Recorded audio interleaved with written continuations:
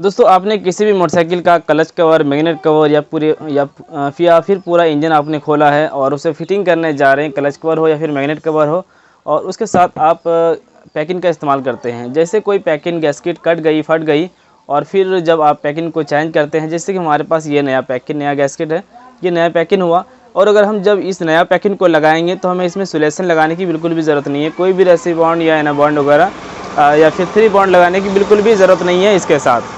कि अगर आप इसमें सुलेसन का इस्तेमाल भी करते हैं तो आप कौन सा सुलेसन इस्तेमाल करेंगे। इसमें आपको 3 बॉन्ड इस्तेमाल करना है। 3 बॉन्ड आप कुछ इस प्रकार आप देख सकेंगे, हम जो आपको स्क्रीन पर दिखा पा रहे हैं, कुछ इस प्रकार होती है 3 बॉन्ड।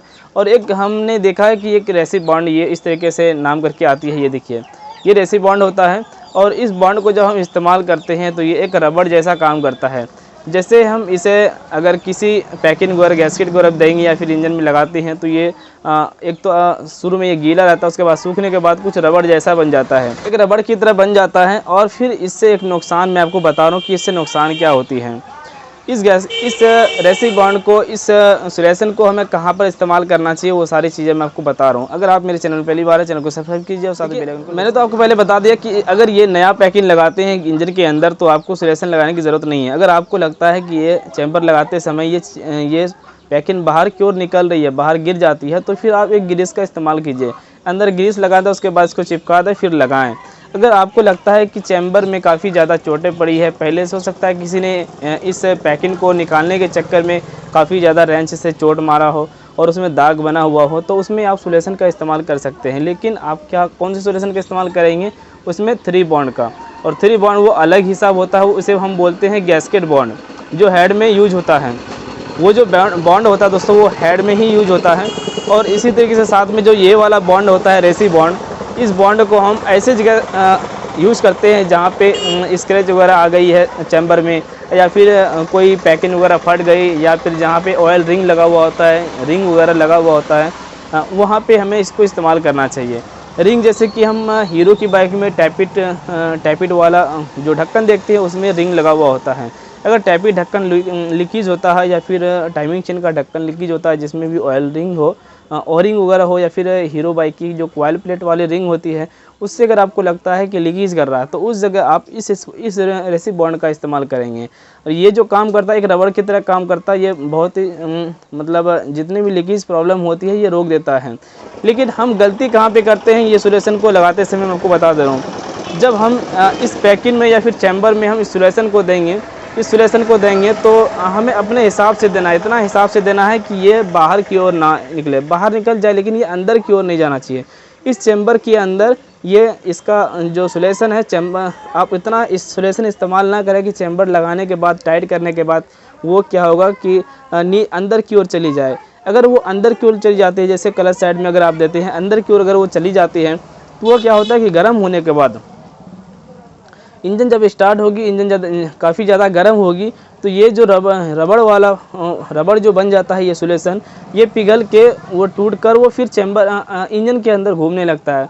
और वो घूमने के बाद क्या होता है कि एक आप जैसे देखेंगे हीरो होंडा बाइक में एक ऑयल फिल्टर होता है, जहाँ से हम ऑयल निकालते हैं। क्लच चैम्बर जब आप खोलेंगे तो आप देख पा रहे हैं, स्क्रीन पर मैं आपको दिखा पा रहा हूँ।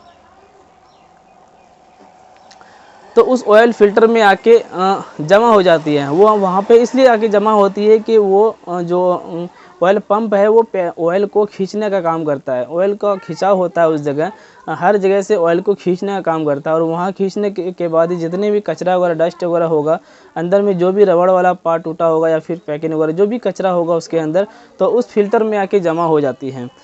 तो कहने का मतलब ये, आप देख सकते हैं कि ये वाला पार्ट जिस तरीके से आप देख पा रहे हैं कि ऑयल फिल्टर जिस तरीके से इस गाड़ी का निकला हुआ है, तो ये जो मतलब गंदगी है इसके ऊपर, जो इतना भी गंदगी है, ये सभी इसी का गंदगी है। इसी का मतलब रबड़ है, वो पिघल के मतलब वो यहाँ पे आया हुआ है और इसको जाम कर दिया, इस ऑयल फिल्टर को जाम कर दिया। और अगर ये ऑयल फिल्टर जाम हो जाती है तो फिर यहाँ से प्रॉब्लम ये करेगी कि सही तरीके से ऑयल पंप ऑयल को खींच नहीं पाएगा, और उसके ज़रिए से हमारा जो इंजन ऑयल है वो क्रैंक तक नहीं पहुंच पाएगी अच्छी तरीके से, और हेड तक ऊपर जो है वो जहां टैपिट चलती है टाइमिंग चेन की, वहां तक हेड तक भी सही तरीके से ऑयल नहीं पहुंचेगा। क्योंकि ऑयल पंप का काम है क्रैंक के अंदर ऑयल डालना, और फिर जो हेड होता है इंजन का, जहाँ पे वाल्व वगैरह लगती है, उसके ऊपर भी ऑयल पहुँचाना। अगर ऑयल फ़िल्टर जाम हो जाएगी तो फिर सही तरीके से ऑयल नहीं पहुँचेगी और इंजन जल्दी ख़राब हो जाएगी, साउंड करेगी, करेंट भी ख़राब हो सकता है जल्दी से।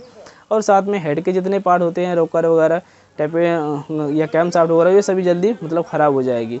तो मैंने आपको बता दिया कि इस सॉल्यूशन का इस्तेमाल जब भी अगर आपको करना होगा तो आप अच्छे तरीके से करें। थोड़ा बहुत डालें, हल्का डालें, ज़्यादा नहीं डालना है आपको, बहुत ही कम डालना है। इतना डालें कि जब चैम्बर हम लगाएंगे तो उसके अंदर की ओर ना जाएं।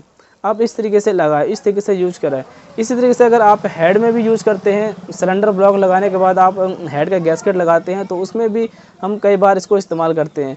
तो मेरे हिसाब से इसे इस्तेमाल नहीं करना चाहिए। अगर राय मानो तो हर जगह आप गैस्केट बॉन्ड ही इस्तेमाल करें।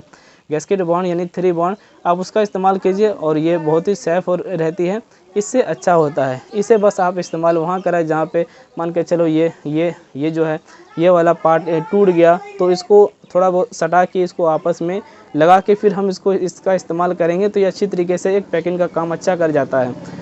तो ये कहीं ना कहीं चीज़ बहुत ही अच्छा है, ये बहुत ही अच्छा चीज़ है, लेकिन हम इसका इस्तेमाल सही तरीके से करेंगे तो इंजन में कोई इफेक्ट नहीं पहुंचेगी। तो उम्मीद है दोस्तों कि इस वीडियो के माध्यम से काफ़ी कुछ मैंने आपको बता दिया। इस वीडियो को लाइक कीजिए और शेयर कीजिए, चैनल को सब्सक्राइब कीजिए और साथ में बेल आइकन को प्रेस कीजिए। इसी तरीके से मेरे वीडियो देखते रहिए।